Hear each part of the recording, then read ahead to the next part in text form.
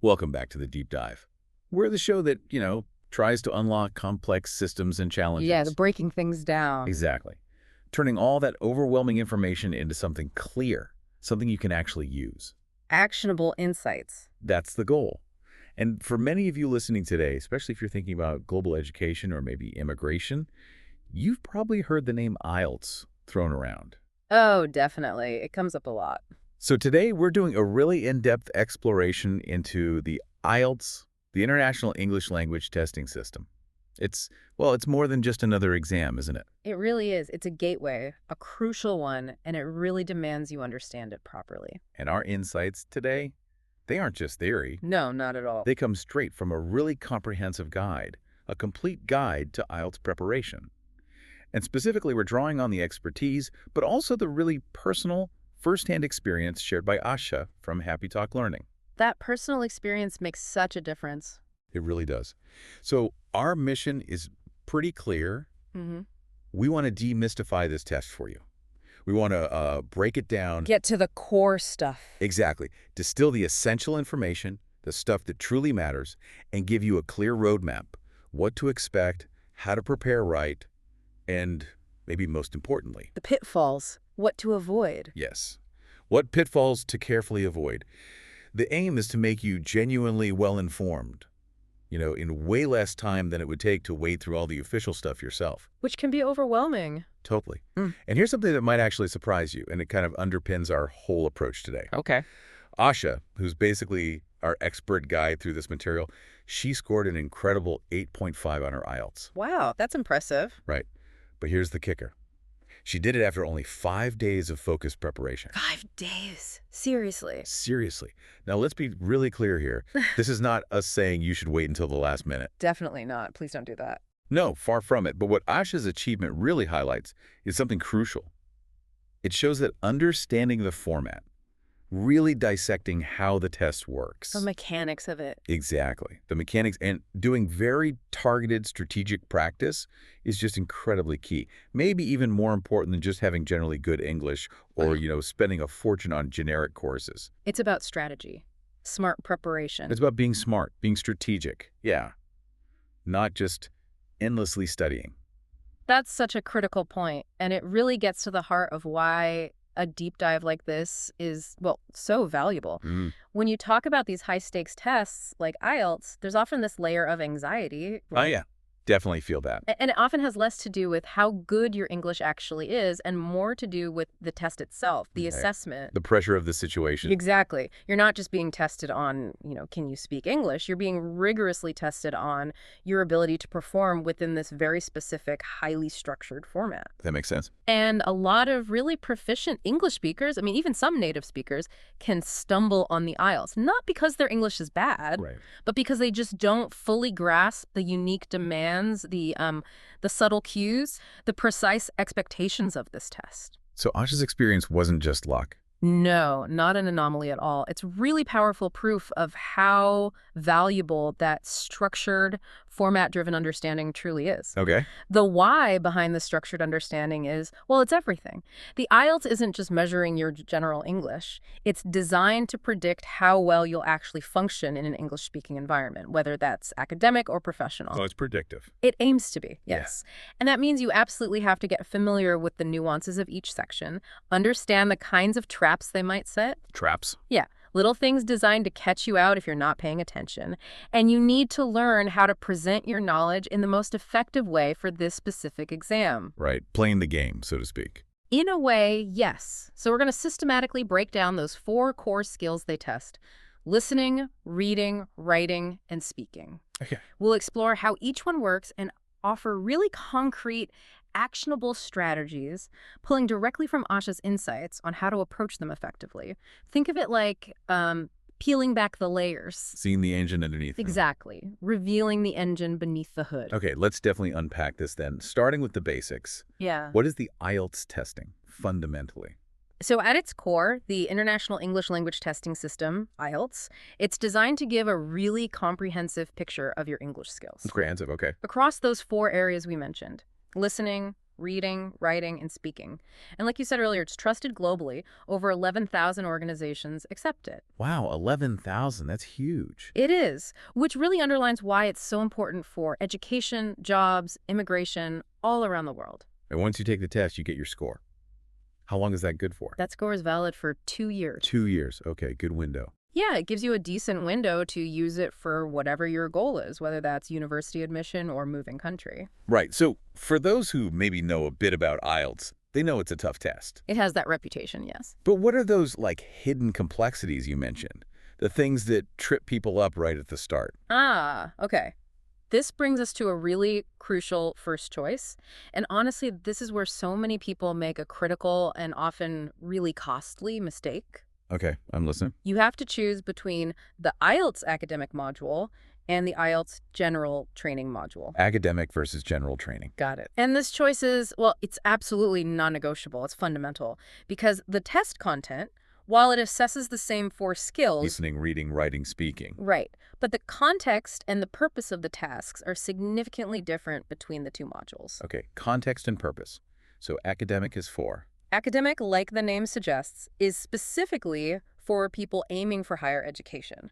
So university applications, college programs, or maybe professional registration like doctors or nurses where English is the main language used. Right, needing that high-level academic English. Exactly. It's tailored to see if you have the language skills to really thrive in a demanding academic setting. You know, reading complex texts, listening to lectures, writing essays. The whole university experience. Precisely. It uses passages and tasks that mirror what you'd actually encounter there. Okay.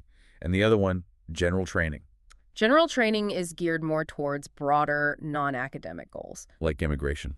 Exactly. Immigration to places like Canada, Australia, New Zealand, the UK, or maybe for work experience, vocational training programs, even secondary school sometimes. Some more everyday situations. Yes, the content reflects everyday English you'd likely encounter in a general social setting or workplace. It's more practical, less abstract. And you said this choice is critical. Oh, hugely critical. The importance cannot be overstated.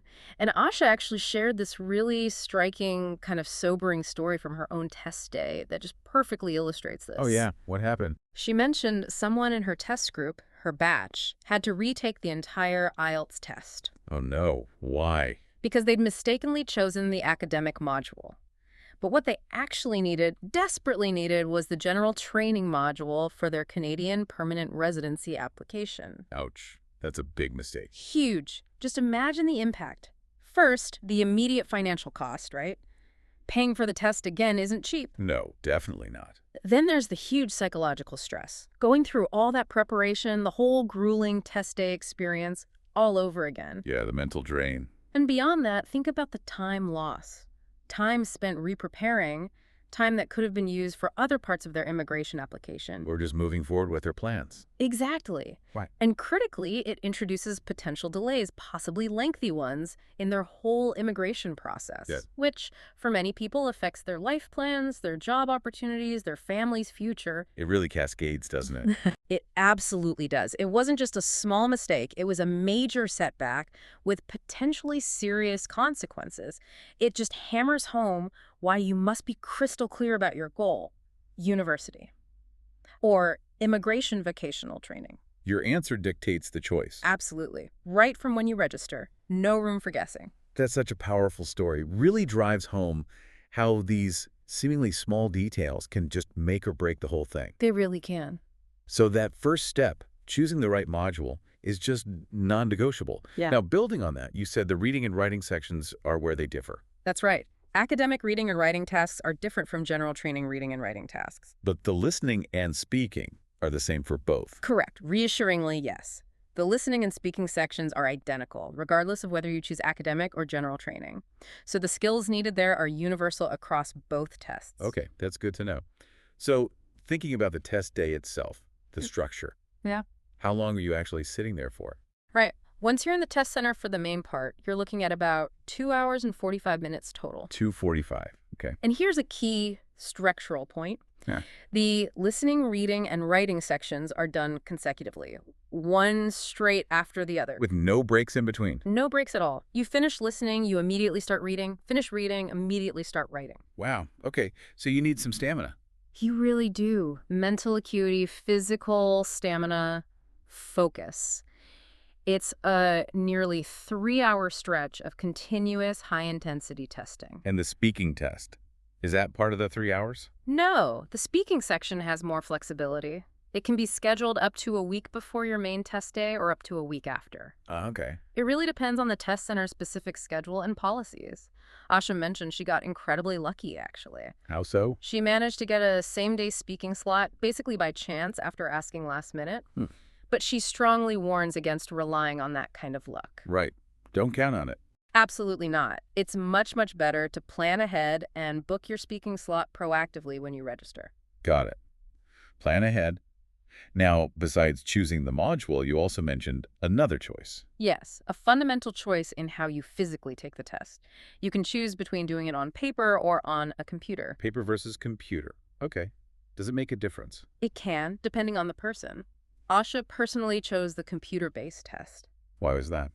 Her main reason was finding it easier for editing the essays in the writing section. Okay. Cutting, pasting. Exactly.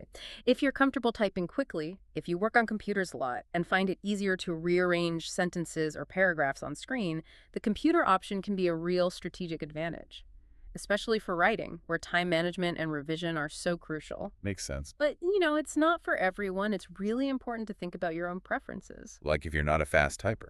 Precisely. Or if you just prefer the feel of writing by hand.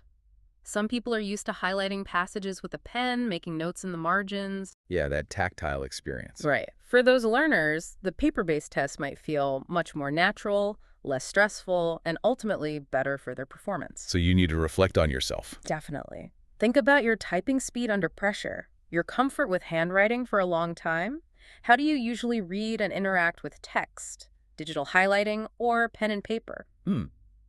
That choice could actually impact your score. It really could. Your comfort level directly affects your performance, so it's worth thinking about carefully. So whether it's academic versus general or paper versus computer, that core message from Asha keeps coming back, doesn't it? It really does. This test absolutely needs practice.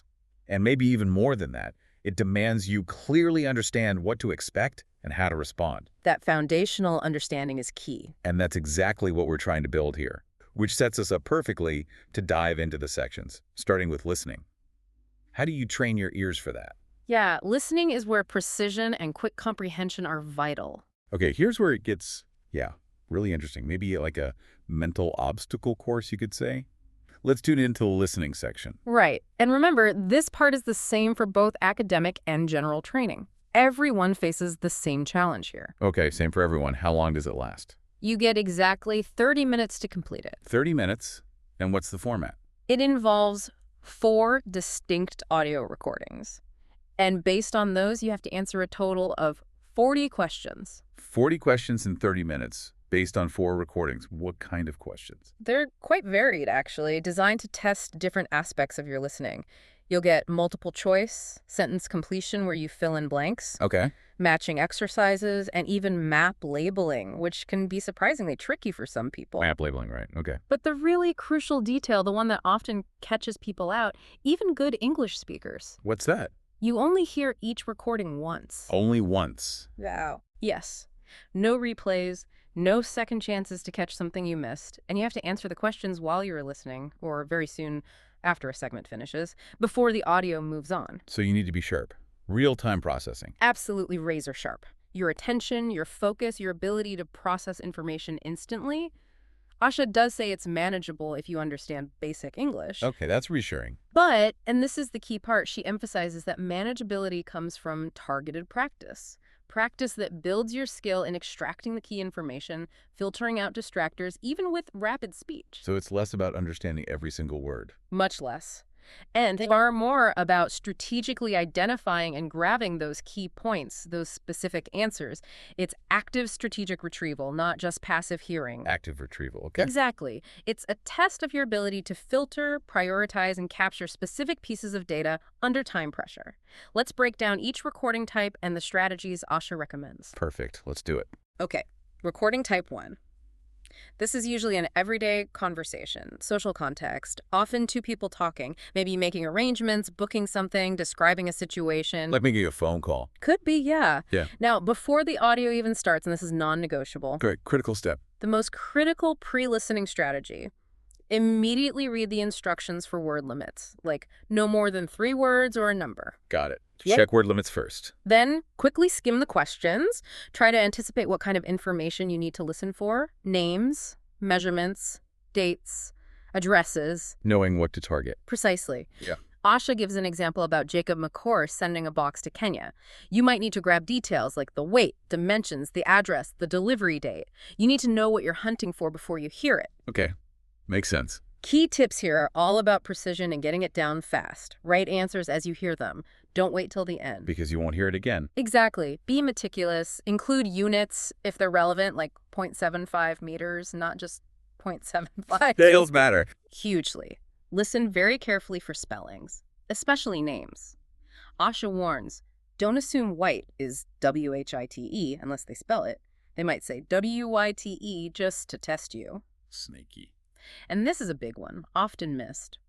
Be super wary of distractor information. Distractors. Like red herrings? Exactly like red herrings.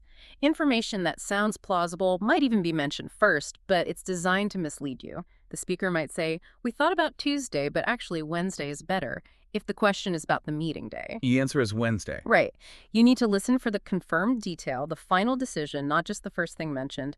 Train your ear for that confirmation. Okay, listen for the final answer. And finally, always check your spelling at the end. You get 10 minutes to transfer answers to the answer sheet. Use that time. Small spelling errors cost points. Got it. Check spelling. Okay, what about recording type 2? Recording type 2 is typically a monologue, again, in a social context. So one person speaking continuously. Like a tour guide. Yeah, exactly. Like a tour guide describing sites or someone giving a short talk about local facilities or explaining how a service works. Asha mentions an example of a Paxton-on-Sea bus tour description. Okay. Strategy, same start. Skim questions, note word limits. Try to predict answers. Maybe you need a plural, like sharks, based on the context. Right. And crucially, Asha stresses again. Use the exact words from the audio, no synonyms. If the audio says rainwear, you write rainwear, not raincoat. Exact words only. Got it. Trying to paraphrase is a common trap. It tests your precision. Okay. Any other formats for type 2? Yes, the map labeling one often falls here. Lots of people find this tricky. Yeah, I can imagine. Imagine a map of a town library, and Anne the librarian is describing the layout. For these, you absolutely need to know your directions cold. North, south, east, west, and relative positions to your left, opposite the entrance. Orienting yourself. Yes. And note any sections already labeled on the map. They're your anchors, your reference points. Okay. And the key advice for maps? The critical advice is practical. If you miss an answer, do not dwell on it. Move on immediately. Don't get stuck. You can't afford to. The audio keeps going.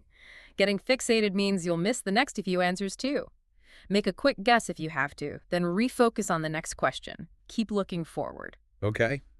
Solid advice. What's Gennecommit? Recording type 3. Recording type 3 moves into an educational context. It's usually a conversation. Like students and a tutor. Exactly. Maybe a tutor and student, or several students discussing an academic topic, a research project, a seminar, a college system.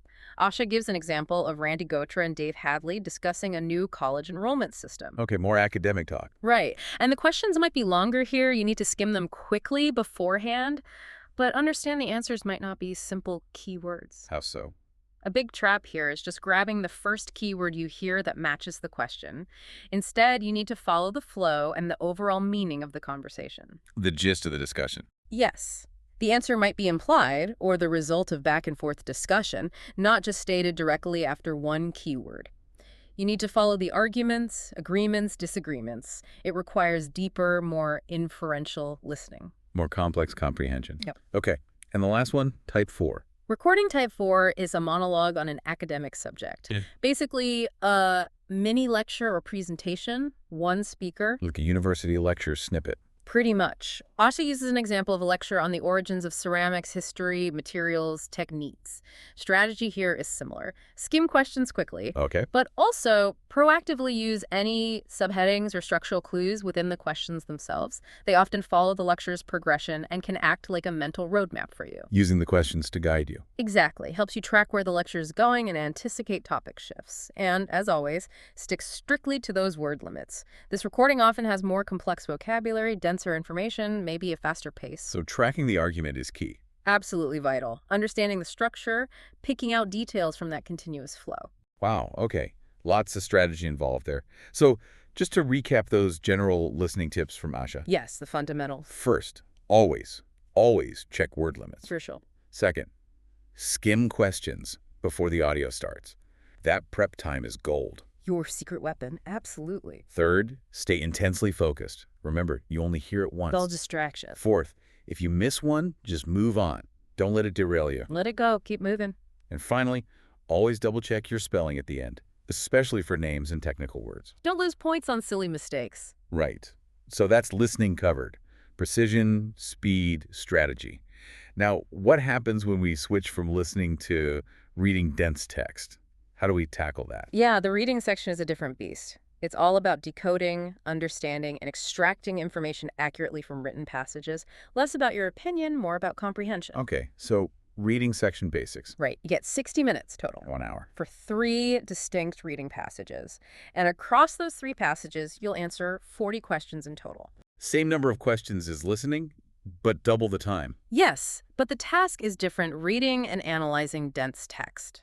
Now, the type of passage is where we see that big split between academic and general training again. Okay, how do they differ here? Academic passages are generally longer, more complex, more abstract. Think descriptive, factual, analytical texts, often pulled from academic journals, university textbooks, specialized magazines. Stuff you'd read at uni. Exactly. Designed to mimic that kind of reading.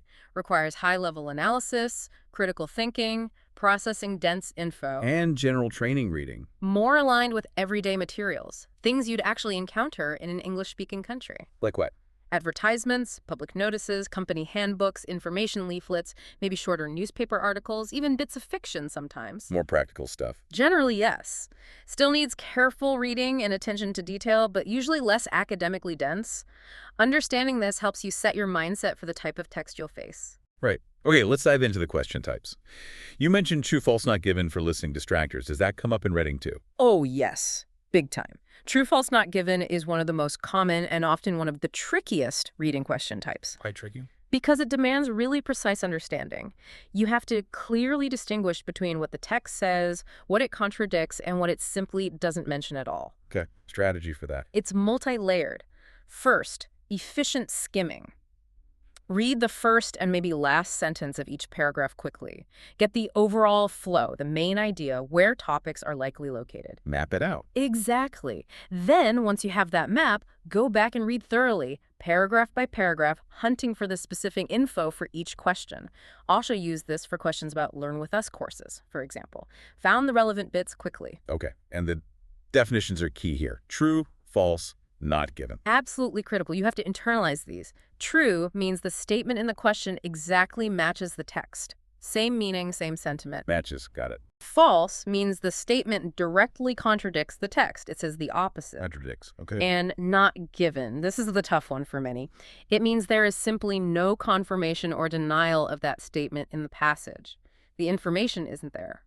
Or maybe it's implied, but not explicitly stated. So you can't assume anything. Absolutely not. That's the trap. Your own knowledge might scream true or false, but if the text doesn't explicitly say it or deny it, the answer is not given. It's pure textual comprehension, not general knowledge. Requires discipline. Discipline. Okay. What are the question types? Another common one is matching features. Matching features. Yeah, you get a list of items, maybe inventions, researchers' names, theories, characteristics, and you have to match them to another list, maybe countries, time periods, qualities. Okay, connecting the dots. Kind of. Strategy, again, involves skimming first and last sentences of paragraphs to see where concepts might be discussed. Then read closely to make the precise match. Any examples?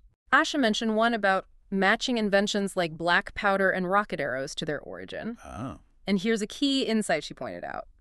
Multiple questions can actually have the same answer. Oh, really? Yes. For instance, if both black powder and rocket arrows came from China, then Chinese could be the correct answer for both. So, crucial tip. Don't rule out an answer just because you've used it once. It might be right again. Good tip. Don't eliminate too early. Okay, any others? Yes, summary completion. Filling in blanks in a summary. Exactly. You get a summary of part of the passage with gaps to fill. It condenses maybe a few paragraphs. And the key here. Echoing the listening section. Use the exact words from the passage. No synonyms, no paraphrasing in your own words. Find the precise term used in the text. Exact words again. Precision is key. It really is. And of course, always double-check the word limit for each blank. Sometimes it's one word, sometimes 2 or 3. Asha mentioned an example about plain English material. You'd need specific terms from the text. Sometimes predicting the word type helps too, like, I need a noun here. Okay, so pulling all that together, general reading strategies. Right, some overarching principles. First, always do that initial skim first-last lines for the big picture, the structure. Get the map. Then, focus your effort on reading thoroughly for the specific answers. It's that 2-stage process, broad overview, then surgical precision. Okay. And a really crucial rule for IELTS reading. Base your answers only on the text provided. Period. Don't bring in outside knowledge. Absolutely not. Even if you're an expert on the topic, it's a test of comprehending that specific text, not your general knowledge. Lots of well-read people fall into this trap by assuming or inferring. Stick to the page. Got it. Text only. And finally, a helpful hint, not always true, but often. The questions frequently follow the order of information in the passage. That's useful. Yeah, it can help you locate answers more efficiently. As you move through the questions, you often move sequentially through the text. Not a hard rule for every single question type, but a strong general tendency. Can save you time. Okay, good to keep in mind. So we've navigated listening and reading, decoding spoken and written words. Now, what about producing our own words in the writing section? Exactly. This is where the challenge shifts. It's about crafting your own words, structuring arguments, showing your command of grammar and vocabulary, expressing yourself clearly. Okay, writing section, how long do we get? 60 minutes total for 2 distinct tasks. 1 hour, 2 tasks. Time management must be critical. Absolutely crucial. The standard recommendation, based on how the tasks are weighted, is to spend about 20 minutes on task 1. 20 for task 1. And the remaining 40 minutes on task 2, which is worth more marks. 40 for task 2. Got it. And word counts. Yes, pay close attention here. Minimum 150 words for task 1. 150 minimum for task 1. And a minimum of 250 words for task 2. 250 minimum for task 2. And falling short is bad. Yes, even by 1 word, you'll get penalized on task achievement. So always aim for slightly above the minimum just to be safe. Okay, aim slightly above. Now, task 1, you said this is where academic and general training really differ. Yes, most significantly here. For academic task 1, your job is to summarize visual information. Like graphs and charts. Exactly. Describing trends in line graphs, bar charts, pie charts, analyzing data in tables, explaining the stages of a process shown in a diagram, or maybe interpreting a map showing changes over time. Okay. Asha gave a great example. Summarizing a diagram showing how bricks are manufactured. You'd describe the inputs, the steps in order, the output. So just describe what you see. Pretty much. Your task is not to give opinions. It's to objectively describe the key features or stages, identify the main trends, make comparisons if they're relevant, using precise language. Okay. And what are the key requirements for academic task 1? Several key things, tied directly to scoring like task achievement and coherence. First, you must include all the main stages or key features shown in the visual. Don't leave out critical info. Be comprehensive. Second, your writing style needs to be formal, objective, academic. No personal opinions or speculation about why the data looks that way. Just report it. Formal and objective. Third, use logical connectors. This is crucial for coherence.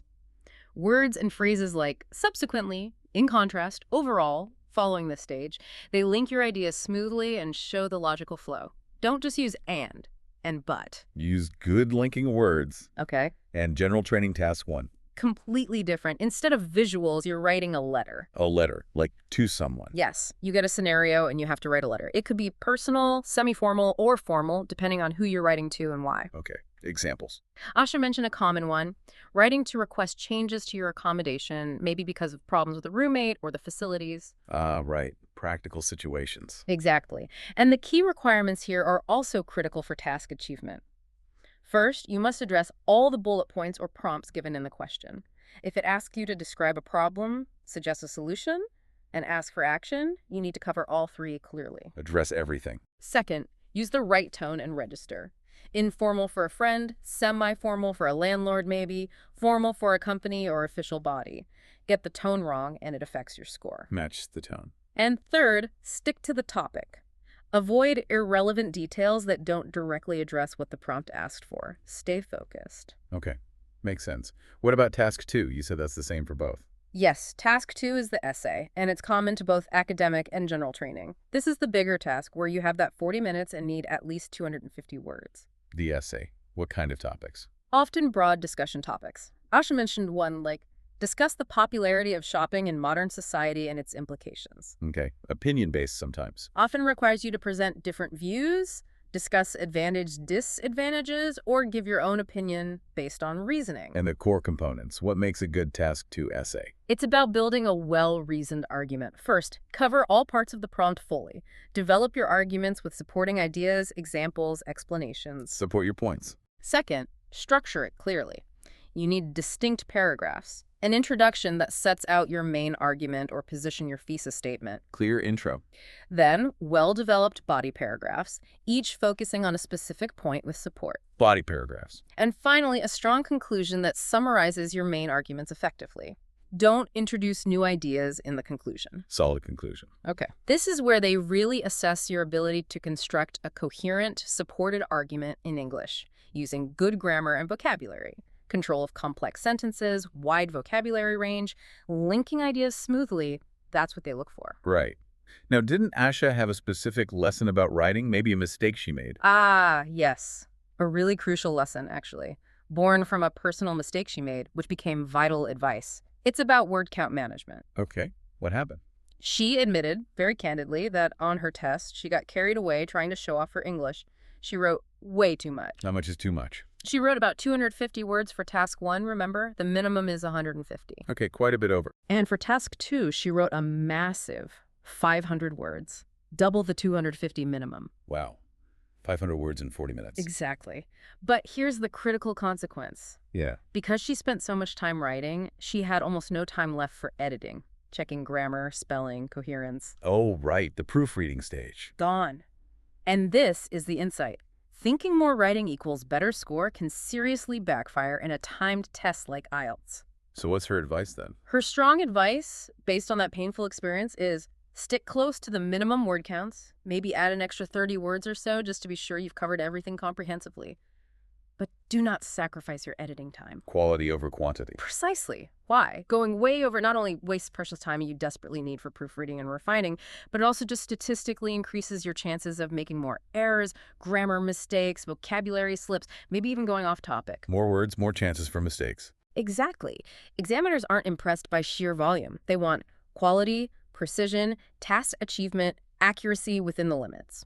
A well-edited, concise answer at, say, 170 words for task 1 and 280 for task 2 that's clear and error-free will score much higher than a rambling, error-filled 500-word essay. That's a really valuable lesson. Efficiency and quality control. Absolutely invaluable. Okay, so we've covered the written parts. Let's move to the part where, as you said, personality and fluency can really shine. The speaking section. Yes, the speaking test, often seen as the most nerve-wracking part because it's live, face-to-face with an examiner. Yeah, I can see that. But it's also a fantastic chance to show your natural communication skills in real time, a dynamic conversation. Okay, so speaking test basics.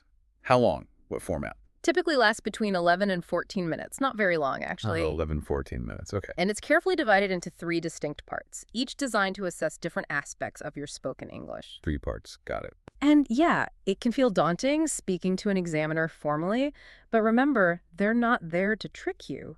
They're trained to assess your communication ability fairly. Okay, so part 1. What happens there? Part 1 is all about familiar questions. It really serves as a warm-up. A warm-up. How? The examiner asks general questions about common topics. Things anyone can talk about easily. Your hometown, your work or studies, your hobbies, your daily routine. Things you know well. Exactly. The main purpose is to help you relax, get comfortable speaking English in that setting, and just warm up your speaking muscles. Okay. And the key tip for part 1. Be descriptive and elaborate.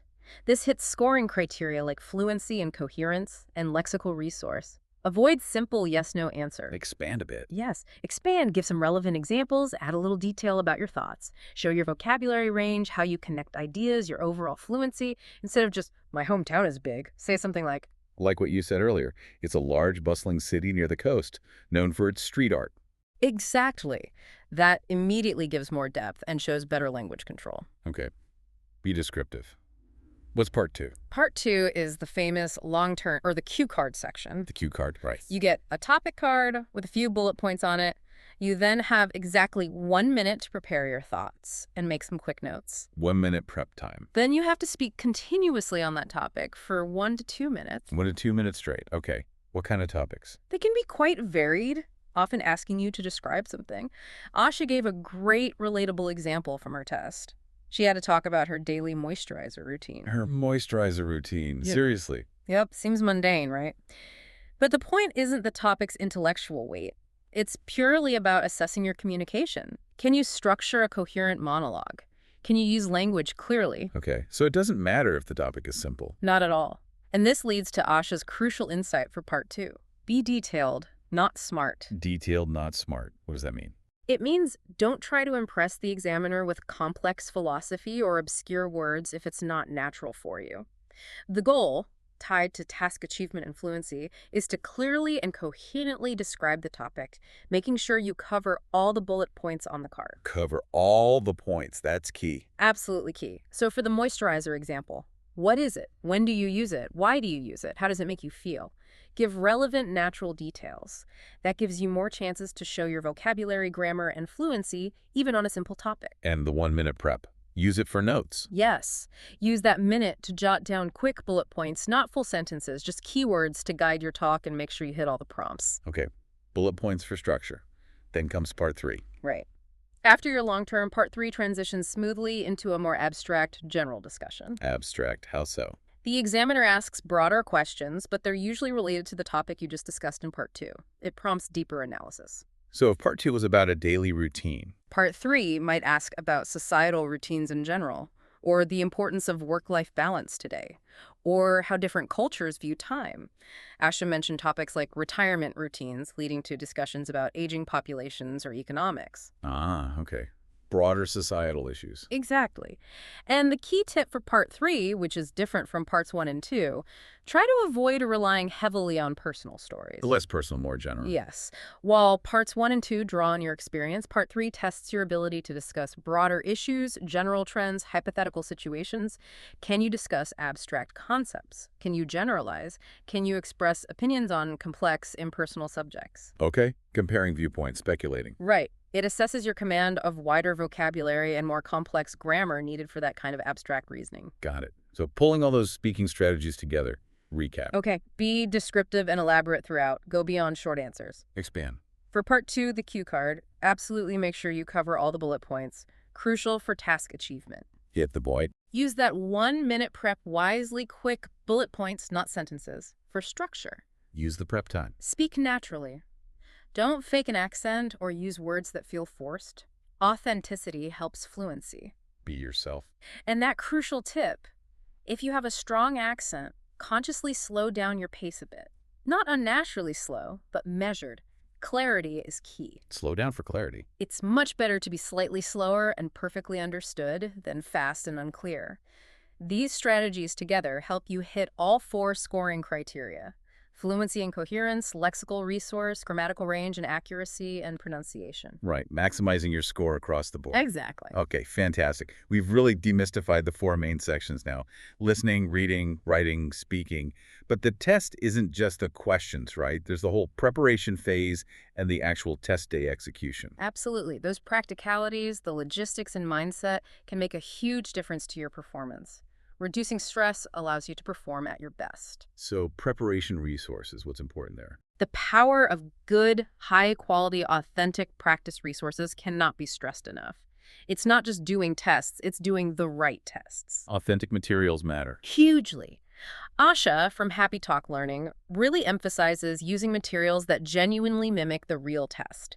She recommends the free tests and sample questions on their platform, happytalk.in. Why those specifically? Because she stresses they are meticulously designed to be very close to the official questions across all sections. This is vital. Why is that mimicry so important? Because practicing with authentic style questions helps you internalize the exact format, the pacing you need, the specific question types you'll face.